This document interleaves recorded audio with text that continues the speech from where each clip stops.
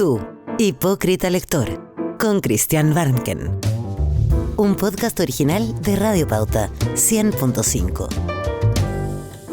Bienvenida y bienvenido, hipócrita lector. Tú sabes que te llamo así por culpa de Charles Baudelaire, quien en el poema Al lector, al comienzo de Las flores del mal, Baudelaire se da como media vuelta, así le habla al lector y le dice: no te hagas el leso, lo que te estoy contando no es solo algo que me ocurre a mí.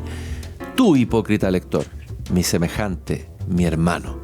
Hoy día tenemos un hipócrita lector y un hipócrita escritor, un grafómano de la escritura. Vamos a averiguar si es tan compulsivo como lector que como escritor. Agustín Esquella, en Tu hipócrita lector. Agustín, qué gusto encontrarme contigo después de tanto tiempo. Bueno, gracias, Cristian, por esta nueva oportunidad de conversar sobre libros. Que es algo que te gusta, obviamente. Los dos nos sentimos cómodos, sí, moviéndonos por estas aguas. Grafomanía, compulsión irrefrenable a escribir, pero también compulsión irrefrenable a leer. Tú mismo dices al comienzo de este libro Filosofía, editado por Editorial Universidad de Valparaíso: ¿cómo puedo escribir y publicar tantos libros, por breves que sean la mayoría de ellos? Según Karl Kraus, escribimos y publicamos libros porque nos falta carácter para no escribirlos. Lo suscribo completamente, pero también tiene algo de juego con esa frase, porque si leer es inevitable, al menos creo yo, para personas como tú y yo y muchos de quienes nos siguen en este programa tuyo, leer y escribir no te puedes liberar de eso. Son compulsiones. Que a mí esa palabra me gusta más que pulsiones, ¿no? Compulsiones, como algo que suena negativo pero que no lo es en rigor. ¿Y cómo haces para escribir tanto? Simplemente quiero hacer, para que los que me escuchan se den cuenta, en los últimos libros: Derecho, Desobediencia y Justicia, Estudios sobre Derecho Humano, Fraternidad, Democracia, Libertad, El jinete en la lluvia, Filosofía del Derecho, Dignidad, Desobediencia. Mira, ¿cómo lo hago? Porque me gusta y porque estoy compulsivamente determinado a eso. Pero también, Cristian, mis libros, por lo común, sobre todo los últimos, son muy breves.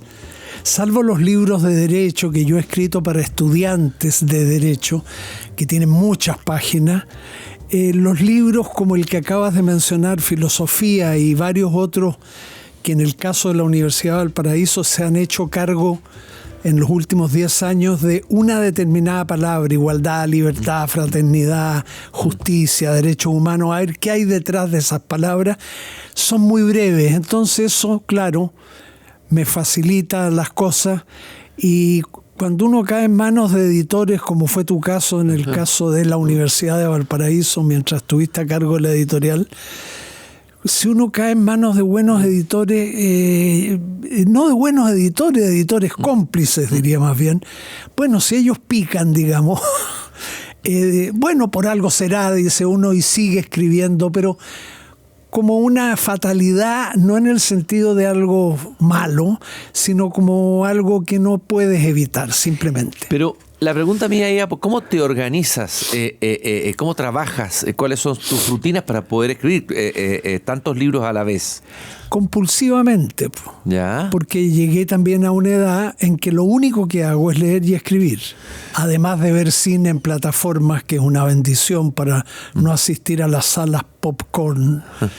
Entonces me las arreglo porque tengo el tiempo para mí, y eso es muy atractivo. Claro, yo el 2014, cuando empecé a publicar esta seguidilla de libros de la Universidad de Valparaíso, que se hacen cargo de una palabra de esas que reputamos importante, yo todavía estaba activo como profesor, pero tampoco hacía tantas clases. Entonces, disponer de tiempo para leer es además un combustible para escribir. Eso tú lo sabes muy bien. Creo que Bolaño decía, escribir es anormal. No puedo pasar, sin embargo, no puedo pasar un día sin leer. Escribir es anormal en un sentido Yo creo que se entiende. Y lo otro, estos libros, también filosofía, me da la impresión que son libros que tienen algo de orales. Es como que tú le estás hablando al oído al lector, establece una cierta intimidad, una cierta cercanía y retoma una conversación que ya tenías con un hipotético lector que te ha seguido. No sigamos ahora y vuelvo aquí, voy. Me parece que ese ejercicio acerca mucho el libro y lo aleja de ser un libro pretencioso o a veces esotérico, porque hay filosofía que se escribe hoy día que parece esotéria, ¿o no? No, claro, incomprensible. Bueno, yo creo que en parte importante eso se debe al periodismo, Cristian. Yo empecé a trabajar en distintos medios, en Valparaíso, después en Santiago, siempre periodismo de redacción, no de crónica. No soy un periodista realmente en el sentido propio de la palabra, pero eso me soltó la mano, me la soltó tal vez demasiado, en el sentido de que empecé a escribir más de la cuenta. Pero yo espero que se haya soltado en otro sentido, no en el volumen de lo que uno escribe, sino también en el tono que uno le da a lo que escribe. Las columnas periodísticas, tú tienes experiencia en eso, uno está obligado a soltarse, no tiene por qué escribir de contingencia, que en verdad la contingencia siempre decepciona, porque es la realidad inmediata, pero no decepciona en cambio cuando tú escribes a propósito de cualquier cosa y consigues lo que han conseguido. Yo no quiero hacer comparaciones, pero grandes maestros del periodismo, Guitalese, por ejemplo, que acaba de aparecer el último libro de Guitalese. A ver, recomiéndanos ese libro, interesante. ¿Qué libro es? Claro, es un libro, tiene un título curioso, perdona que no me recuerde exactamente, pero vuelve a ser una especie de recuento de sus días. Él es un gran escritor de reportajes. Pero estupendos retratos, por ejemplo, es famoso ese retrato que en 4, 5 o 10 páginas hace de Frank Sinatra, por ejemplo. No, es un escritor fantástico. Bueno, hay otros, Mitchell, que acaba de ser publicado en Anagrama, El Fondo del Puerto creo que se llama, que es un libro en que él es un periodista de crónica, pero todos los días, antes de entrar al diario y después de salir del diario, vaga por el puerto de Nueva York, hace pequeñas amistades, frecuenta íntimos restaurantes y va registrando en ese libro maravilloso algo que parece trivial o rutinario. Oye, un poco como lo hacía este escritor francés del siglo XVIII, creo que Restif de la Bretonne, que salía a vagar por las calles de París, se perdía, se encontraba con alguien. Baudelaire también flaneaba, ¿no? Una forma de flanear. Claro. O sea, uno puede escribir de ese tipo de cosas gracias a que observa. Una cosa es mirar, dirigir la vista a algo o a alguien, otra cosa es ver, percibir, registrar lo que estás mirando, y otra cosa sí es observar, y me da la impresión de que el común de las personas, bueno, yo me cuento entre ellas también, no soy una excepción, observamos poco, miramos, vemos cuando vemos, pero observar, registrar pequeños detalles, a veces muy locales, muy personales de alguien que tú estás observando, pero que tienen una capacidad de universalizarse, como de transformarse en mensajes para todos en circunstancias. El que está hablando en este libro de Mitchell es de un tipo que está hace 40 años en una pequeña lancha en el puerto de Nueva York, retirando almejas y comercializándosela y tomando café y conversando con los amigos por la tarde. ¿Y a ti no te ha tentado escribir un libro así en tus flaneos por Viña, por ejemplo? Recuerdo tus memorables columnas sobre unos aromos florecidos en primavera, cuando no escribías sobre contingencia, pero está el aromo, pero Viña, todos esos recorridos tuyos, también hay personajes que contemplar, ¿no? Sí, hay columnas muchas mías, no muchas, pero sí varias, Viña, Valparaíso, pero nunca he hecho, salvo en el caso de Valparaíso, un libro que yo disfruté haciéndolo, que se llama Soy de Wanderers y de Valparaíso. Porque todos los libros estos que publicó Pancho Muat eran Soy de la U, Soy de la Católica, Soy del Colo, y yo debía haber puesto Soy de Wanderers, pero puse entre paréntesis y de Valparaíso porque esa ciudad y ese club de fútbol se parecen demasiado como para escribir sobre ellos separadamente. Oye, estaba pensando, ¿cuál es el mejor escritor de Valparaíso? El que mejor ha mirado como estos Valparaíso. Tal vez sería Carlos León, ¿o no? Yo creo que sí. Háblanos un poquito de él, para quien no lo conozca. La mirada de Carlos León, que fue un funcionario público, trabajaba en una caja de previsión, pero tal vez no empleado público, caja de previsión, sí, del sector público. Profesor de filosofía del derecho que hacía cualquier cosa en clase menos dar enseñanza de filosofía del derecho, pero que tenía una capacidad de conversación y de observación a partir de lo que él observaba, y conversaba, que se transformó, creo yo, en un gran escritor, un escritor minimalista también, de textos muy breves, pero muy certeros, muy agudos, transidos de una cierta tristeza, melancolía, nostalgia, que no son palabras exactamente iguales, designan cosas. Como un saudade porteño, podríamos decir así, ¿eh? Algo así, pero mira, pequeñas observaciones no explícitamente tristes, pero en las que flota un aire de inconfundible tristeza, pero que no le viene mal al lector, porque uno no lee para pasarlo mal. Pero te digo tristeza en un sentido no explícito, pero perceptible. Un hombre de playa ancha. El hombre de playa ancha. Sí se refería a Carlos León Carlos León Pablo Neruda. Y hay un libro de él que le publicaron después que se llama Un hombre de playa ancha. A ver, Agustín, vamos atrás. A ver, tu infancia en Viña, ¿no es cierto? Sí. En Las Salinas. Infancia, juventud, adultez, vejez también. Ahora parcialmente vejez en Santiago. ¿Exiliado en Santiago? No. ¿Autoexiliado? No es lo mejor para mí estar en una ciudad tan ruidosa como Santiago. Ya, pero vamos a tu infancia. ¿Cuál fue tu primer contacto con los libros? ¿Tuviste a alguien cerca, tu madre, tu padre, un lector? ¿Llegaste por azar? ¿Cómo te transformas en lector? Yo empecé a leer tarde. Leía cómics. ¿Ah? Y a los 12 años recién tomé un libro, afortunadamente, de literatura de adultos. No pasé por la literatura juvenil que le encuentro... O sea, ¿no te leíste La Isla del Tesoro? No, ni La Isla del Tesoro, ni Tom Sawyer. No, me salté todo eso porque mi padre, en una decisión atrevida, pero que yo le agradezco mucho hasta hoy, dejó en mi velador El poder y la gloria de Graham Greene. ¿De Graham Greene te metiste a los 12 años. Entonces, claro, me movió el piso, me desconcertó, me complicó la vida, pero probé por primera vez anticipadamente, lo reconozco, literatura de adulto y no la solté más.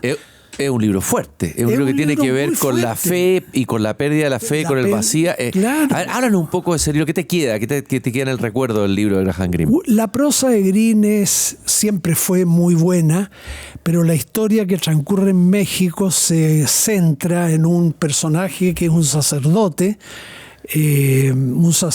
que tiene vida sexual, un sacerdote que es alcohólico, un sacerdote que vacila en términos de su fe.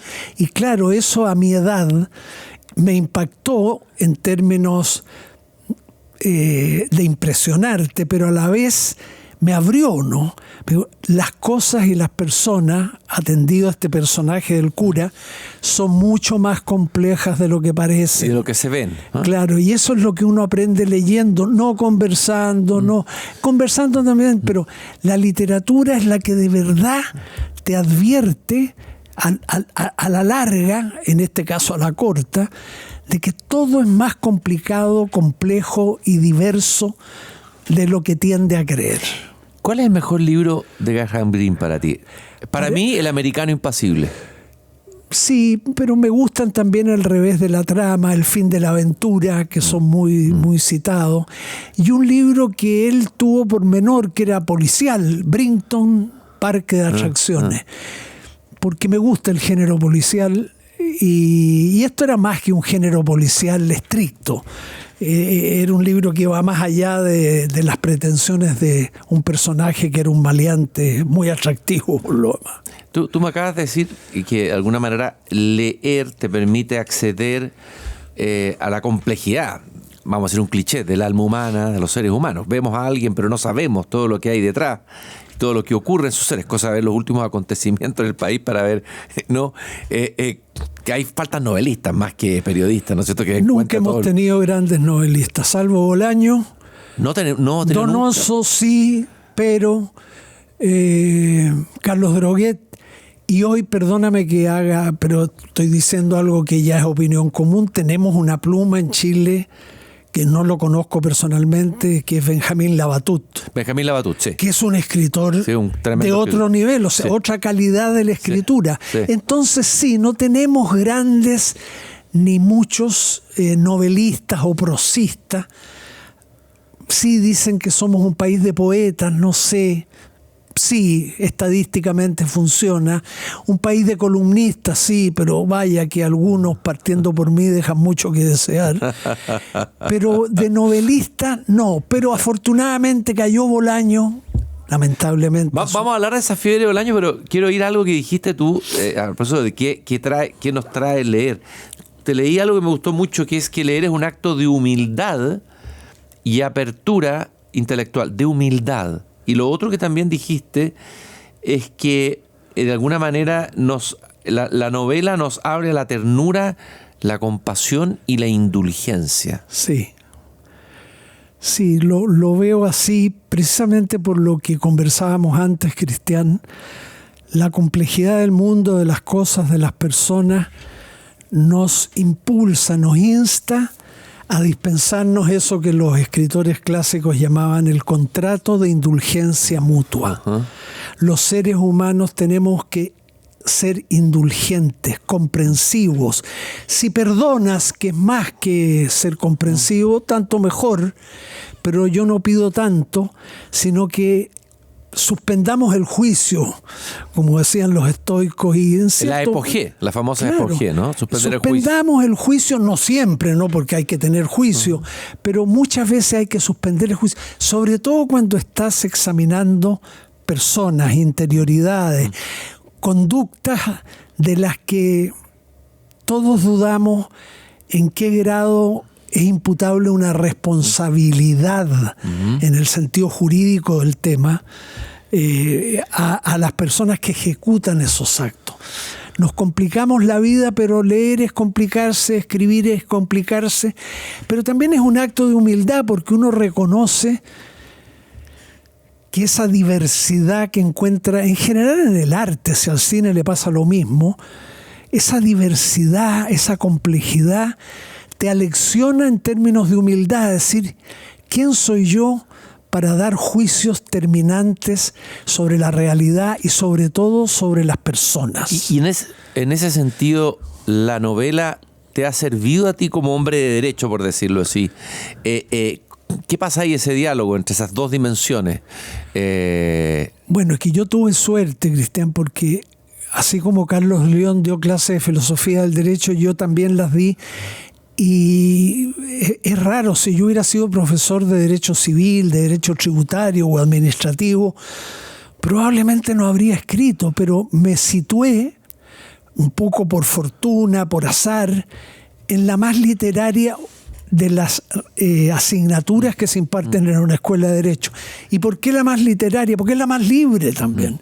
Yo no estoy pegado a un código cuando doy clases de filosofía del derecho. Entonces, eso me abrió, me permitió desplegar la pluma, ayudado después por el periodismo. Mira, es una secuencia de azares, porque pocas de estas cosas obedecieron a determinaciones racionales conscientes, pero que la celebro no por los demás, espero que por algunos de los demás también, por mí mismo, porque lo he pasado muy bien dando clases de filosofía del derecho, leyendo y escribiendo.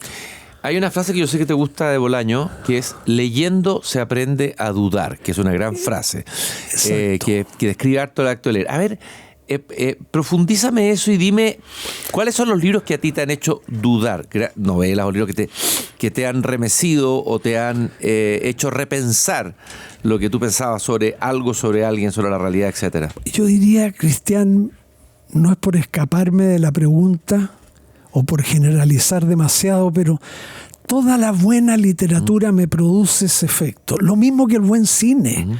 Las artes en general, pero yo conozco más la novela y el cine. Es poco, pero de alguna manera basta para entender, en el caso de la literatura, ese dicho de Bolaño.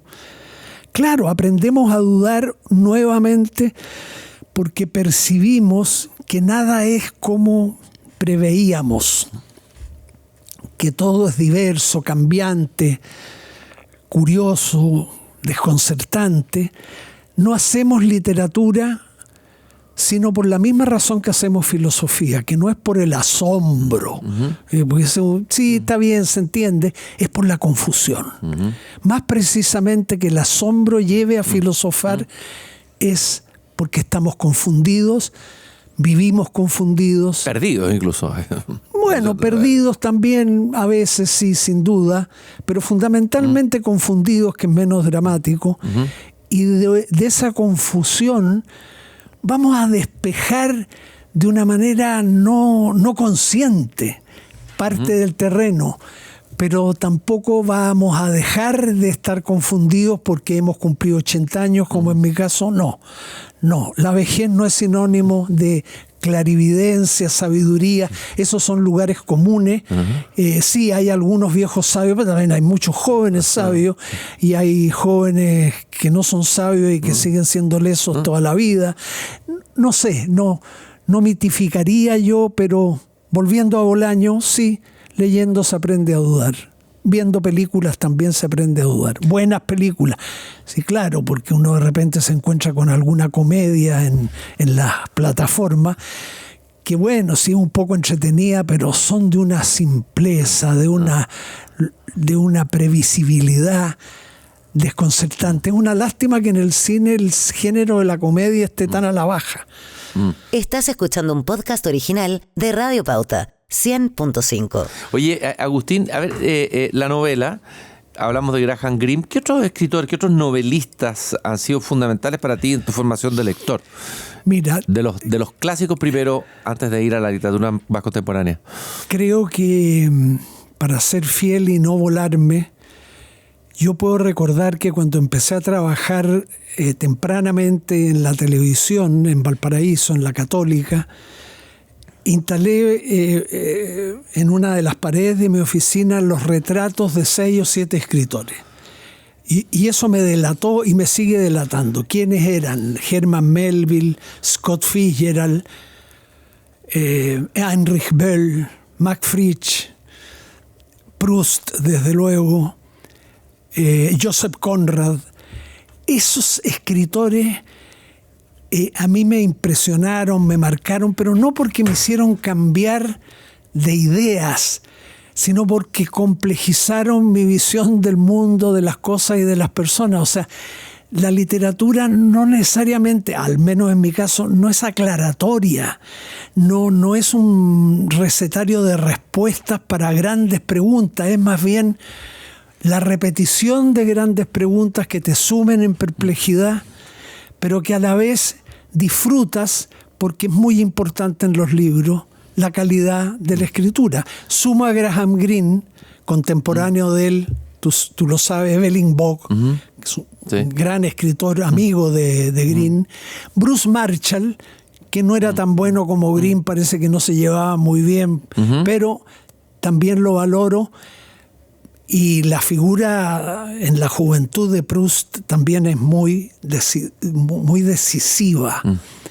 O sea, yo siempre, en esta tendencia de algunos críticos de establecer rankings, ¿no? ¿Quién es el número 1, el 2? Que es horrible, basta de ranking, ya son todos manipulados, todos hechos a la medida, pero en fin, no creo en los rankings. Pero si yo tuviera que colocar a Proust, no lo colocaría como número 1, lo colocaría fuera de la lista, más arriba. O sea, se sale de la lista. ¿Por qué? Por su calidad literaria. ¿Qué es la calidad literaria? Bueno, es algo que procesa cada lector, pero destacaría también, que está muy de la mano con lo que digo, la enorme sensibilidad de Proust. La enorme capacidad para registrar desde mirada, gestos, situaciones, cambios de estaciones, vegetación, al mínimo, porque tiene una sensibilidad exacerbada. Es afectable, como le escuché decir una vez al psiquiatra y amigo Otto Der. Claro, pero me voy a autorreferir, pero no me estoy confundiendo, comparando menos con Proust ni tampoco con Otto, pero él, después de escribirle algunos síntomas, pronunció una palabra en alemán para mí intraducible y la tradujo muy bien. Dijo, afectabilidad. Oye, y que es mejor que sensibilidad, porque sensibilidad da la idea de que es una virtud, no es una persona sensible. No, yo soy afectable, me afectan las cosas. Y a ver, ¿alguna escena o momento de alguna de las novelas de Proust que te haya afectado como lector? Algo que recuerde. Bueno, la lectura yo no la completé y es una cosa que siempre dejé pendiente y no creo que retome, lo cual va en contra de mí, digamos, pero creo haber leído a lo menos los primeros 4 tomos de En busca del tiempo perdido y releí alguna vez con la esperanza de retomar, ya más viejo, o ya viejo, porque no era viejo cuando por el camino de Swann, y me impactó en la sensibilidad después de la calidad literaria. Aquí hay 2 autores, no sé si que han escrito sobre libros marítimos de alguna manera, ¿no? Los que citaste, Melville y Conrad. Tal vez por tu cercanía con el mar, ¿no es cierto? Melville, Moby Dick, esa es la grande, que es más que una novela de aventura. Sí. ¿Estás de acuerdo con eso? Sí, sin duda. Y Conrad, que es también más que un simple novelista del mundo marítimo, digamos. Sin duda. Yo no fui una persona propiamente marítima, aunque viví siempre en Viña y disfrutado. Y con los marinos ahí cerca, ¿no? Claro, yo me crié hasta los 12 años en una población naval, de manera que conozco ese mundo y lo disfruté mucho porque tuve una infancia muy feliz.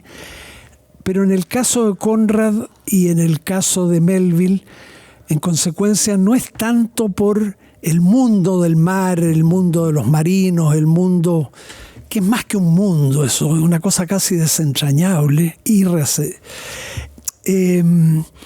otra vez la calidad de la prosa, la calidad de la lectura, la complejidad. O sea, si yo leo Lord Jim, me encuentro con un personaje de una complejidad. El libro está muy bien escrito, sí, pero la complejidad, de nuevo.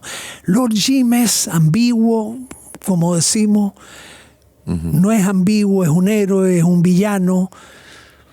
En fin, lo pongo como un ejemplo de ese tipo de literatura que yo celebro mucho. Hay un libro de Conrad, no sé si lo leíste, cortito, que yo no lo había leído, que me llamó mucho la atención, que tiene una traducción horrible. El título es El copartícipe secreto. No lo he leído. Ya, que es notable, te lo recomiendo. Ya. Es copartícipe secreto. Sí. Qué curioso no haberlo registrado. Y ese es el título de la traducción en castellano. Es un joven que es navegante y le asignan un barco y él tiene que asumir la conducción con puros marinos viejos, que por supuesto que lo miran y le pasa algo en ese viaje, es un viaje iniciático. A mí me impresionó. Es un libro corto, breve, pero potente. Ese es Joseph Conrad. Ahora, me gustaría que habláramos de autores contemporáneos con los que que también te han abierto camino. Y desde luego Bolaño, tenemos que hablar de él, porque yo sé que Bolaño, tú has escrito columnas sobre Bolaño. Recuerdo haber leído una columna tuya sobre 2666. Sí. También tuviste una polémica ahí en algún momento, defendiste a Bolaño. Con varios personajes de la literatura chilena que yo creo que estuvieron, voy a usar una palabra dura, movidos por la envidia. Envidiaron a Bolaño. No podían aceptar que Bolaño tuviera el éxito que tuvo. Si no les importaba si escribía bien o mal, que escribía bien es evidente. No, si les molesta el éxito, que es la recompensa menos deseable para la vida, creo yo. Pero todos disputan el éxito. Sí, la vida, digo yo, el éxito es una medida de lo que haces, pero no es la única ni la principal. Bueno, Bolaño... Eso pasa mucho en Chile, ¿eh? Eso me lo explicó una vez un pintor que ganó el Premio Nacional y que lo empezaron a atacar. Ganó el Premio Nacional, empezaron los ataques, pero ataques así brutales, anónimos, ¿eh? Dentro del mismo gremio. Y me dijo, Cristian, me lo explico así, es que esto es muy simple. Lo que pasa es que en Chile hay 2 esquinas y 3 putas. Entonces, todos querían disputarse la esquina. Obviamente, en la esquina no hay suficiente esquina para todos, ¿no? A Benjamín Labatut le está pasando algo parecido. ¿Le está pasando lo mismo?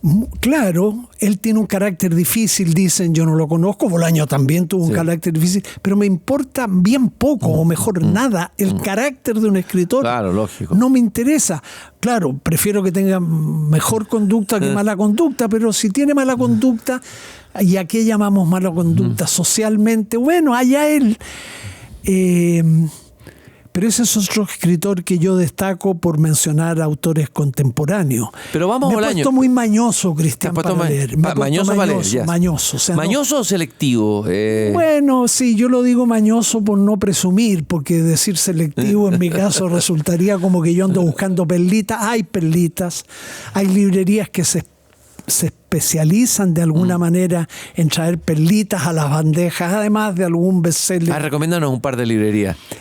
Lolita, por supuesto. Desde luego, ahí de Pancho Muat. La Pasa las Lilas, sí. La librería que se instaló en la Universidad Diego Portales, en el primer piso de la Biblioteca Nicanor Parra, también está muy bien. Metales Pesados, desde luego. Son librerías que me demoro en recorrer, en las que pregunto y en las que es muy raro que salga sin un libro en las manos, sea novela, sea ensayo, en fin. Como tú eres fanático de la hípica, habitué de la hípica, tú has dicho que hay algo parecido en la lectura y la hípica en el sentido de ir el lector busca un dato, se datea. Y un buen librero es un buen datero, se dice, ¿no? Es un dateador. Claro, el datero de la hípica, el que se acerca y te dice, este es el caballo que va a ganar, y si aciertas tienes que participar de sus ganancias. Los buenos libreros son dateros, y los que he nombrado lo son. Muat, por ejemplo, yo entro a la librería antes de mirar las bandejas de libros, le digo, Pancho, ya, pues, cuéntame. Tú sabes las mañas que yo tengo. Que me gusta la novela norteamericana, la prosa de los mejores norteamericanos, escueta, directa. Bueno. ¿Qué encontraste en Bolaño que te deslumbró de alguna manera como lector? Ay, otra vez, Cristian. Yo digo la calidad de la escritura, es difícil definir eso, pero yo tomo un texto de Bolaño y leo el primer párrafo, la primera frase, y la primera frase está bien construida, no sé, hay una completud que se realiza página a página. O sea, yo, por ejemplo, ahora para descubrir una novela que me pueda interesar, leo siempre la primera página. Con eso me basta y generalmente desecho. ¿Eso te ha funcionado? O sea, me funciona. ¿O te agarras con el primer párrafo o no? Sí, claro, si sintonizo más con el... Si encuentro calidad, si encuentro una cierta atmósfera, más que personajes e historias interesantes, el tono, la atmósfera, y por eso los escritores norteamericanos, los grandes de Norteamérica. Hoy estoy leyendo, por ejemplo, la última de Richard Ford, que se llama Sé Mía, caída para mi gusto, inferior a las grandes novelas de Richard Ford, acaba de cumplir 80 años, para mi gusto inferior, pero igual la estoy leyendo con agrado. Vamos a la lectura de filosofía. Acabas de publicar, como dije, filosofía en la Universidad de Valparaíso. hay varias cosas que dices acá. Dices que la filosofía, entre otras cosas, es meterse en problemas, ¿no? Después citas a Sabater y dice que un filósofo es un no indiferente. Hablas de los achaques de la filosofía, o sea, parece que la filosofía es una viejita achacosa que está pasando por problemas. Y hablas también de nuevo de este tema que tocamos acá, las tinieblas que envuelven la existencia y algo la filosofía puede darnos ahí. A ver, como lector de filosofía, haznos una ruta, el primer libro que te marcó más, o qué filósofo te es grato leer y qué filósofo no te es grato, o qué tipo de escritura de filosofía no te es grata, digamos. Mira, Cristian, yo lo he dicho y tengo que reconocerlo sobre todo en tu presencia. Y fue un atrevimiento de mi parte escribir este libro, Filosofía. Yo no soy filósofo. Pero sí lector. Pero tampoco tanto, Ya. más bien débil. No soy siquiera filósofo del derecho, que podría adjudicármelo. Profesor de filosofía del derecho, eso es lo que he hecho. Ahora, si los libros que he escrito, los planteamientos que he hecho son más atractivos que lo que se esperaba, bueno, tanto mejor. Pero eso no me transforma de profesor Está en bien. filosofía. Pero por algo escribiste el librito de filosofía, hay algo que... Pero lo escribí por inquietud, por meterme con esa palabra de una manera, espero en el libro coloquial, porque la filosofía se la toman tan en serio los filósofos, con tanta gravedad, haciendo ostentación muchas veces de la oscuridad, que es realmente un defecto de la literatura filosófica. Entonces, un libro sencillo, liviano, yo diría incitador, sobre todo de cara a jóvenes lectores, para ocuparse de la filosofía, para no desdeñarla, que es la suerte que casi siempre ha corrido la filosofía: desdén, desprecio, lejanía, incomprensión.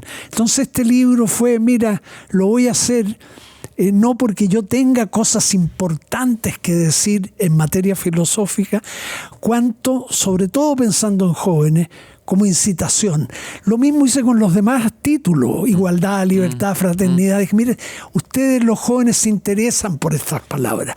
¿Por qué no hacemos un esfuerzo breve, pero serio a la vez, para ver qué hay detrás de ese cofre que es cada palabra? ¿Y quién fue tu incitador en la filosofía? ¿Podría haber sido Jorge Millas o no? Jorge Millas, sin duda. Fue tu Agustín Esquella, de alguna manera. El propio Carlos León. Carlos León fue el primero que me habló de Kant, por supuesto, de Hegel, pero yo creo que él sabía poco y no se interesaba mucho. A él le interesaba la literatura. ¿Qué filósofo te ha gustado como escritor? O sea, como escritura, así como estaba hablando de lo importante que es la escritura en Proust, que te ha producido un placer leerlo, para incitarnos a quien está escuchando. Mira, si pienso en un contemporáneo, voy a dar el nombre de un escritor francés que está en minoría, como suele ocurrirle, Michel Onfray. Estupendo, Michel Onfray. Es realmente... No, extraordinario. Ahora, es crudo, Sí, es duro, sí. de repente carga demasiado las tintas, lo que quieras. Pero es un escritor de filosofía, un filósofo actual. Claro, está escribiendo mucho, pero muy bien. En cambio, hay algunos aprendices de filósofos en el mundo actual que publican, bueno, es mi caso, pero yo no soy filósofo, 2 o 3 libros al año, como la industria editorial determina cuántos volúmenes se escriben. Bueno, pero yo no tengo una formación en filosofía clásica ni moderna. ¿Y qué es lo que te más he leído? Lo que más he leído es Kant. Ya. Ahora estoy leyendo a los antiguos, epicúreos y los estoicos, para contrastarlos. Voy a impartir un taller sobre eso, pero también para darnos cuenta de que sí, son posiciones encontradas, en parte rivales, estoicos y epicúreos, pero con muchos puntos de contacto. Sí, complementarios, diría yo. Entonces hay que matizar. Hay un precioso ensayo de David Hume, filosofía política, también me ha interesado, la historia del liberalismo. El liberalismo es una doctrina política, pero también filosófica, porque es una doctrina moral. Y si es moral, es parte de la filosofía. Entonces, no he leído grandes autores de filosofía en el sentido más técnico y omnicomprensivo de la palabra. Esos libros que son tratados de filosofía que cubren toda la filosofía, ontología, lógica, ética. Hoy en día, claro, mencionaste a Sabater, me inclino por razones obvias, como todos los lectores de filosofía, por el capítulo de la ética, la parte de la filosofía que llamamos ética, qué es el bien, qué podemos hacer. ¿Ética para Amador de Sabater? Bueno, es un gran libro y que es autor también de esa frase maravillosa sobre la filosofía, filosofando.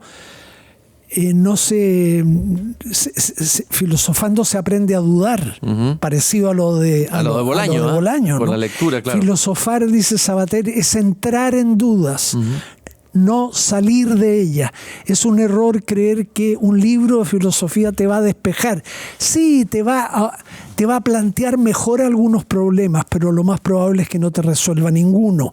Pero ya es harto conseguir plantear con claridad y proximidad un problema. Porque los filósofos, cuando escriben, no suelen comportarse como seres próximos, sino más bien como alguien que está dictando cátedra. Citas acá Sabater, otra cita estupenda dentro de tu libro Filosofía. Quizás la filosofía no sea propiamente sabiduría, sino una ignorancia enriquecida. Es mejor saber que no saber, pero y a la vez es mejor saber que no se sabe que creer que se sabe. Claro. Sabater es muy preciso en el lenguaje y para qué lo voy a comentar, pero claro, eso recuerda a Sócrates. Esto te iba a decir, es Sócrates, es socrático, totalmente. Caminaba por las calles de Atenas y les decía a sus compatriotas, a los que sobre todo iban en pose de sabios, mira, lo más probable es que no sepas lo que crees saber, o lo más probable es que sepas menos de lo que crees saber, que es lo que nos pasa a todos. O también nos pasa, si sabes algo, quizás no disponga del lenguaje necesario, adecuado para transmitir lo que sabe. Asume esa ignorancia. Ignorancia enriquecida, ¿por qué? Ignorancia porque se intenta salir de ella. Entonces es enriquecida, es nutritiva, ¿no? Y Sócrates, bueno, yo creo que esa frase de Sabater está inspirada en Sócrates y bueno. Lo último, Agustín, me encantaría seguir conversando eternamente contigo, obviamente, es un placer como siempre. Escribiste un libro sobre la vejez. Sí. Se han escrito libros sobre la vejez, pero me interesa mucho este libro. Así brevemente, háblanos de ese libro y qué fuiste a buscar en la escritura de ese libro. Mira, fui a buscar huir de los dos lugares comunes típicos, que es la actitud celebratoria frente a la vejez, Séneca, que no tolero, porque es un engaño. Sí, puedes tener una mejor o peor vejez, arréglate lo mejor que pueda, pero de ahí a decir que la vejez le da dorada, la sabiduría, no. Y la contrapartida de Séneca hay varias, es, claro, Simón de Beauvoir, pero Norberto Bobbio, que escribió un libro con el mismo título, de Senectute, en donde lamenta su vejez. Claro, enviudó de una mujer admirable, tuvo problemas físicos hasta muy tarde, lo que le pasa comúnmente a los viejos. Entonces yo me metí en la vejez, un libro que apareció la semana pasada, no en librería, me entregó la editorial de La Portal, es un ejemplar. Es un libro desordenado también, coloquial, parecido a filosofía, pero el leitmotiv, si es que lo hay, es, mire, no piquemos con el lugar común, ni la vejez como una masacre, como decía Philip Roth, ni la vejez como una celebración, porque no, nunca es una celebración. Y en cuanto a catástrofe o desastre, como dice Roth, trata de que sea lo menos desastrosa posible. Entonces es un libro que trata no de quedar en el medio, porque el medio no existe, el centro, como se llama, no existe, eso es un invento, salvo en geometría. Bueno, pero entonces el libro lo escribí en ese ánimo. Oye, ¿tú sabes lo que dijo Buñuel en su memoria Mi último suspiro sobre la vejez? Pues dice, no me vengan a decir que la vejez es maravillosa, la vejez es una mierda. Dice una frase. Era muy franco. Sí. Oye, ya que hablas de él en su libro Mi último suspiro, que su libro de memoria es muy breve, tiene una anotación maravillosa que yo uso en la vejez. Él dice que cuando estaba en Nueva York frecuentaba el bar del Hotel Plaza de Nueva York, hoy día desaparecido, para tomarse un martini a mediodía, para disfrutar solamente con el movimiento de entrada y salida de los parroquianos y el movimiento de los mozos. Mira qué bella imagen. Y decía, ya a las 12 del día con mi primer martini, estoy esperando las 6 de la tarde para prepararme ya en casa mi propio martini. Bueno, ese es un hedonista, ¿no? Y está muy bien, y no es una fea palabra. Pero a lo mejor termino con esta anécdota. Él decía que él querría resucitar cada 5 años después de morir, para irse al kiosco más cercano, tomar la prensa del día y enterarse de lo que pasa, partiendo por la cartelera cinematográfica. Bueno, y después volvía sin problemas a la tumba. Claro. Agustín, yo te quiero agradecer este tiempo que nos has regalado. Vamos, me voy a leer, voy a ir a buscar inmediatamente este libro, que ya debe estar en librería, espero, o estará en los próximos días, en el momento que emitamos este podcast, porque ya voy entrando derechamente en lo que llamaba Gonzalo Rojas la vejentud. Agustín, fue un placer conversar contigo. Buena palabra. Como siempre. Gracias, Cristian, nuevamente. Y nosotros nos encontramos en el próximo podcast, espero tan interesante como este. Busquen los capítulos anteriores en Spotify y también en pauta.cl. Muchas gracias, queridos hipócritas lectores. Tú, hipócrita lector, con Christian Warnken. Un podcast original de Radio Pauta 100.5.